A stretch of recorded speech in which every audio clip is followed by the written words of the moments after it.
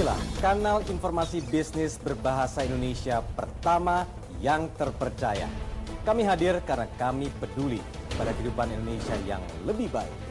Inilah Bloomberg TV Indonesia. Jurnalis kami didukung tim profesional dan terampil, siap menghadirkan berita dan program berstandar tinggi di TV Anda.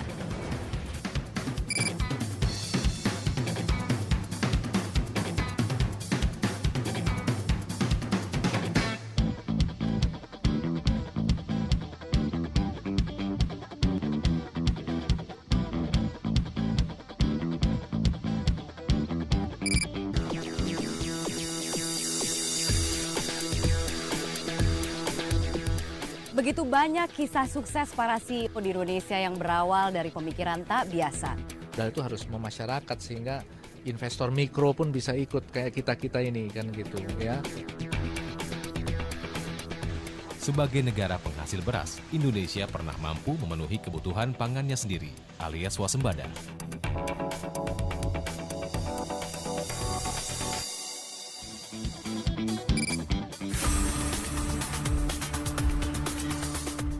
Salah satu komputer Apple generasi pertama kembali dilelang di Mountain View, San Francisco bagian barat. Lelang dibuka dengan harga $300.000 Amerika atau sekitar 2,9 juta rupiah.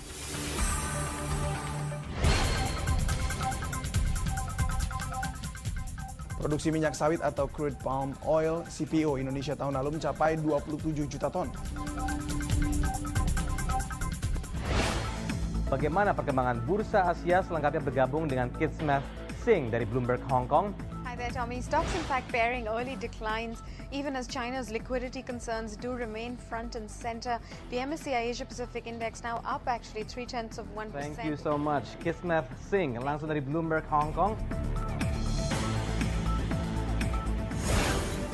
Informasi pertama dari nilai tukar rupiah yang akhirnya menguat terhadap dolar Amerika Serikat.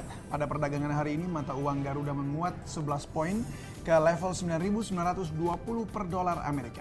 Kenaikan harga BBM ternyata tidak berpengaruh pada peringkat utang Indonesia. Standard & Poor's masih menempatkan Indonesia di level BB+, yang berarti stabil untuk tujuan investasi asing.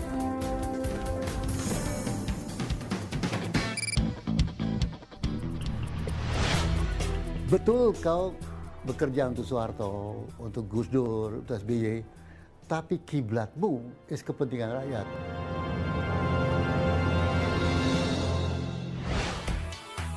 Menutup impor itu adalah konsekuensi lanjutan dari kemampuan kita untuk meningkatkan produksi dalam negeri.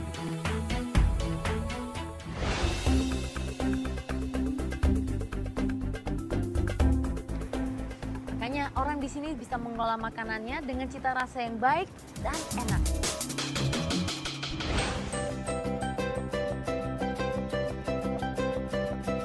Sampai kapanpun kalau bisa bawang putih tetap ditanam terus. Kalau saya ngeliat ada opportunity, saya pasti masuk gitu ya.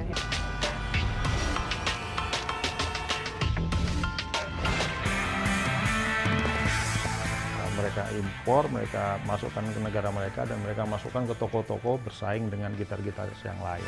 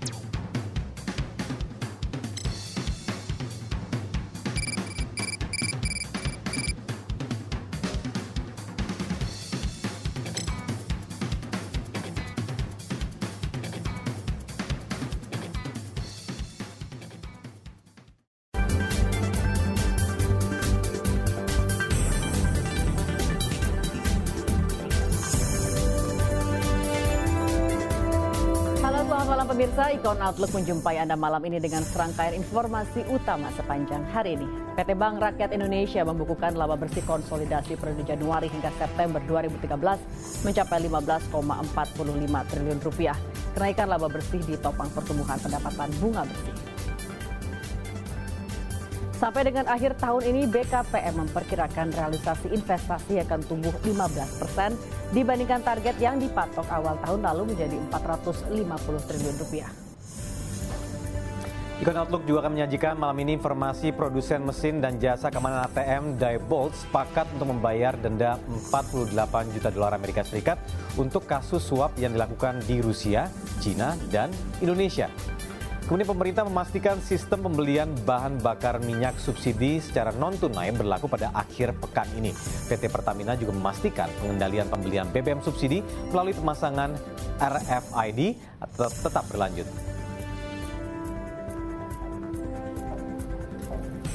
Selamat malam pemirsa, saya Alia Karenina. Selain informasi tadi, malam ini kami akan hadirkan perbincangan realisasi investasi bersama Kepala BKPM Mahendra Siregar. Dan saya Tommy Cokro, kami juga menghadirkan produk iPad terbaru yang lebih ringan dan lebih tipis serta prosesor yang 8 kali lebih cepat dibandingkan versi lamanya. Langsung kita buka Icon Outlook selengkapnya.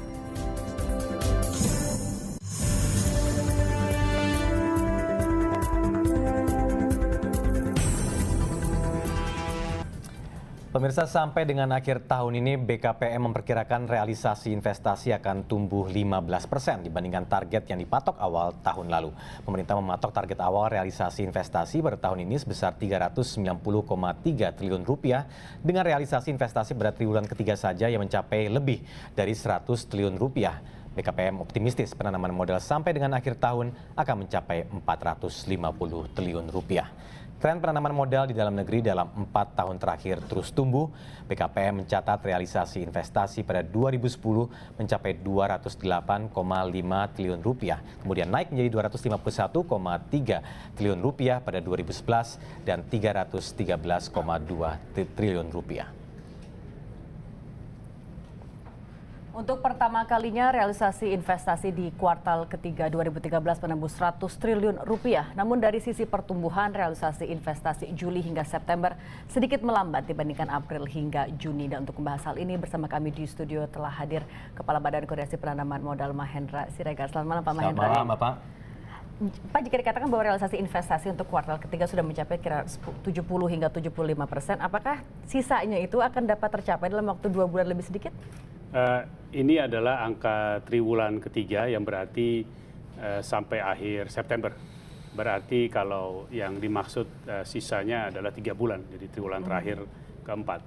Nah, yang saya anggap penting dalam pencapaian di triwulan ketiga ini, pertama tadi Alia sudah katakan bahwa pertama kalinya dalam satu triwulan melampaui 100 triliun.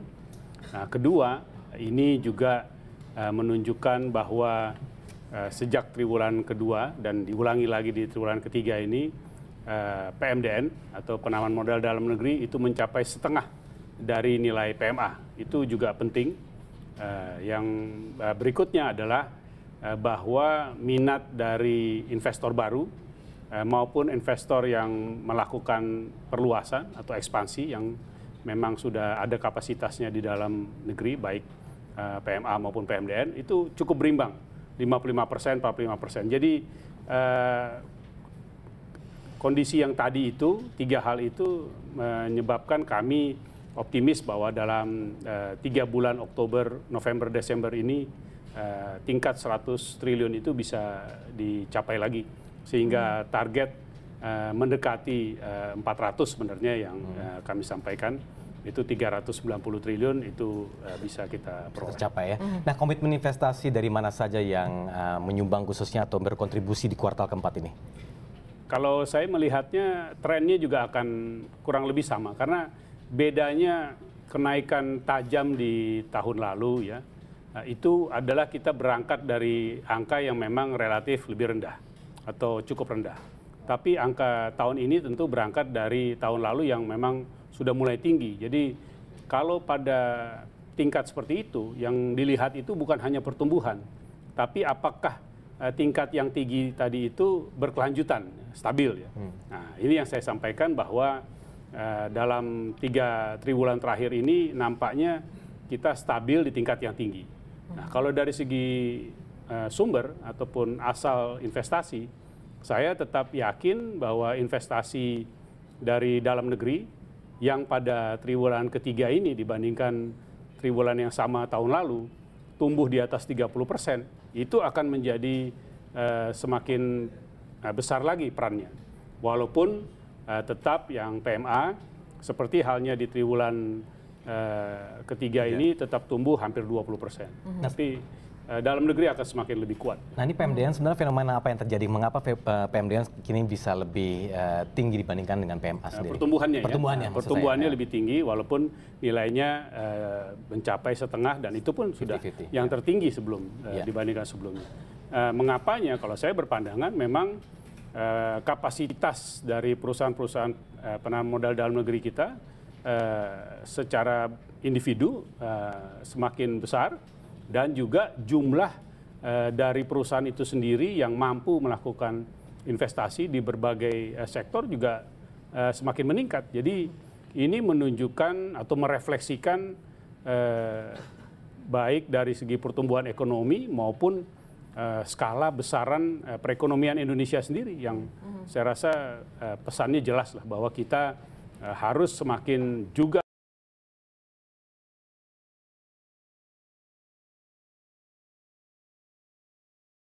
dan kalau saja ada beberapa dari proyek itu bisa terrealisasi di 2014, maka tercapai 450 itu akan terlampaui. Itu proyek-proyek apa saja, Pak? Sebagian ada di manufaktur, sebagian juga ada terkait dengan proses di bagian hulu ya menuju ke midstream, tapi juga ada yang arahnya ke consumer product ya. Jadi memang beragam.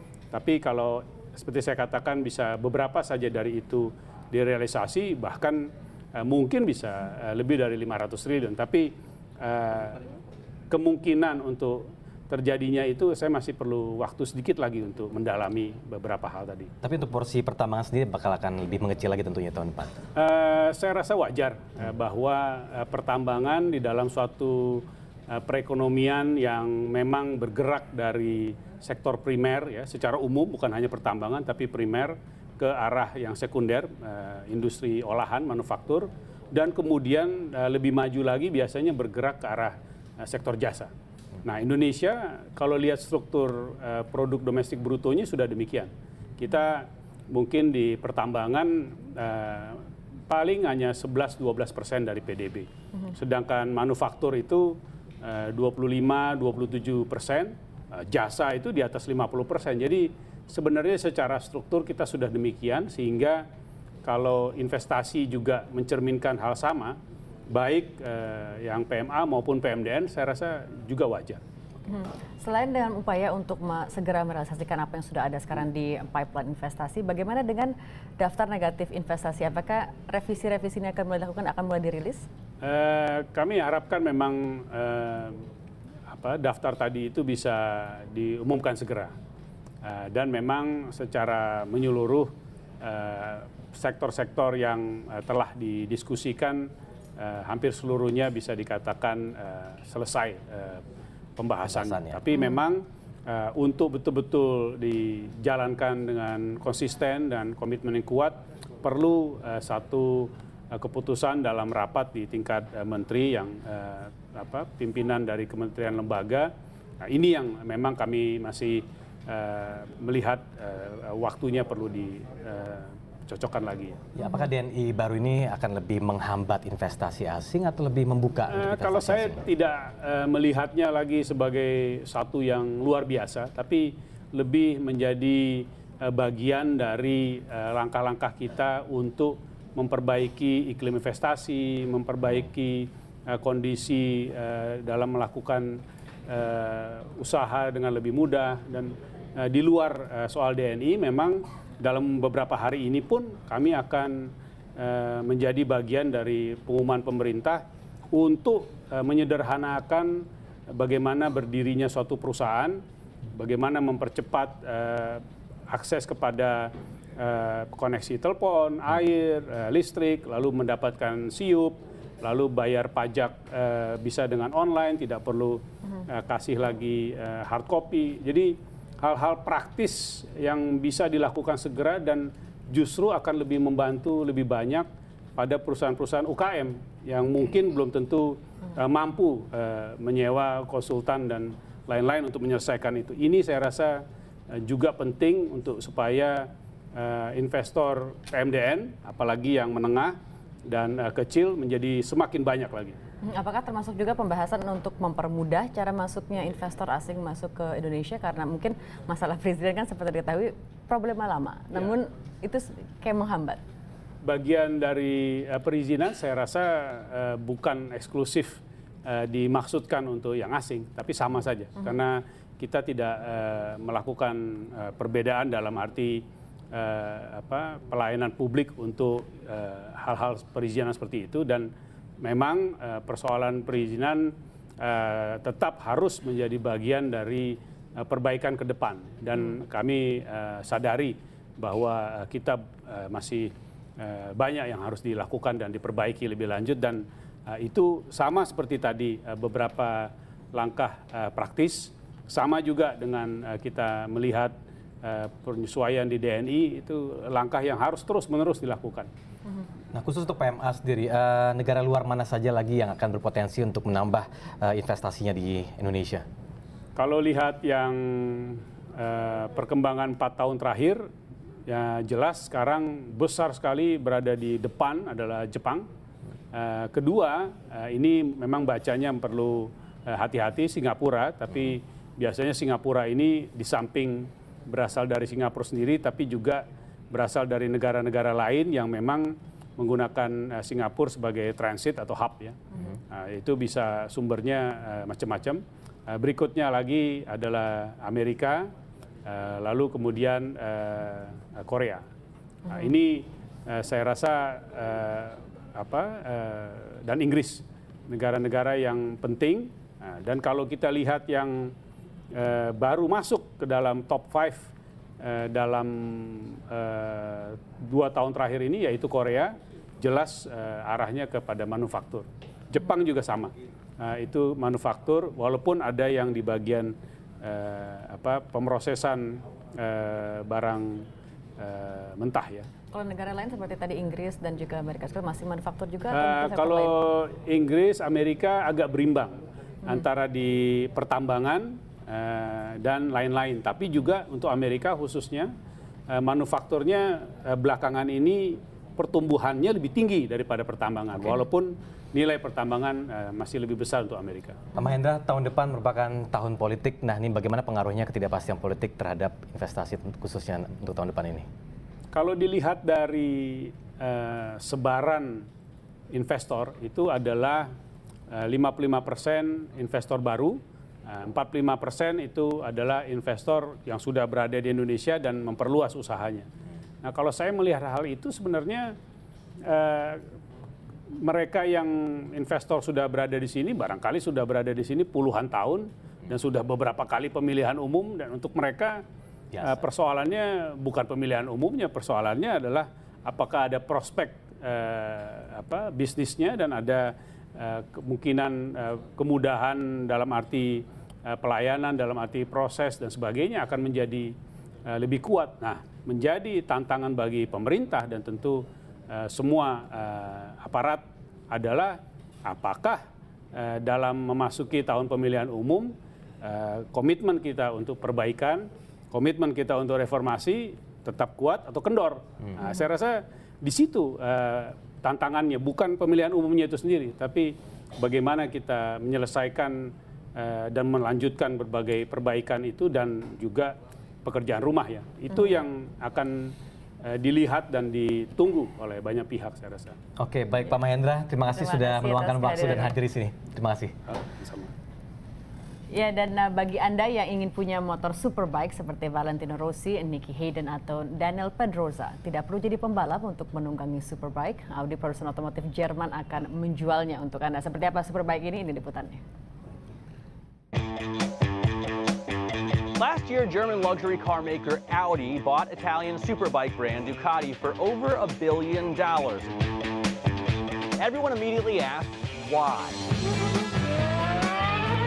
But not long after that, Ducati's North American division posted record sales in 2012, even though its competitors continued to slump. 2013 hasn't gone so well. Globally, deliveries are down almost 5%, and Audi surely wants to rev up the revenue. Ducati is famous for the souped-up speed demons ridden by Hollywood stuntmen. Remember the chase scene in Matrix Reloaded? Or Tron Legacy, where the Ducati Sport 1000 steals the show? Might be dangerous. Think you can keep up? In Wall Street, Money Never Sleeps, Shia LaBeouf races his boss on an ultra-rare Desmo Sedici on the back roads of Bear Mountain. Ducati's problem? They can't sell enough of those $70,000 superbikes in high volume. And the core of their business is still the naked, air-cooled V-twin monster models that go for closer to 10 grand. The Monster line is responsible for over a quarter of Ducati's total sales now, but that's down from half of the company's deliveries a decade ago. So to revitalize sales of the bread and butter Monster, the bike is being reintroduced with a liquid-cooled lump and a metal tank reminiscent of the higher-priced superbikes. Audi is hoping the improvements will boost sales around the globe, with their bottom-line bike raising their top-line figures. Bursa saham Wall Street baru saja dibuka beberapa menit lalu. Mayoritas saham di Bursa Amerika Serikat bergerak melemah. Investor terus mengantisipasi rilis kinerja emiten. Saham emiten penyedia alat berat, Caterpillar, anjlok cukup dalam setelah laba perusahaan turun signifikan. Dan berikut posisi dua indeks utama di pasar saham Wall Street. Kita lihat sekarang. Dua-duanya merah, Dow Jones melemah 0,32% ke 15.418,08. Kemudian Nasdaq turun 0,6% ke 3.905,77. Ya, dan kami akan kembali dengan informasi mengenai para peneliti dari Shanghai yang mengembangkan teknologi layar 3 dimensi tanpa perlu menggunakan kacamata khusus dan untuk jenis tablet. Tetaplah bersama kami karena informasinya akan hadir usai jeda berikut.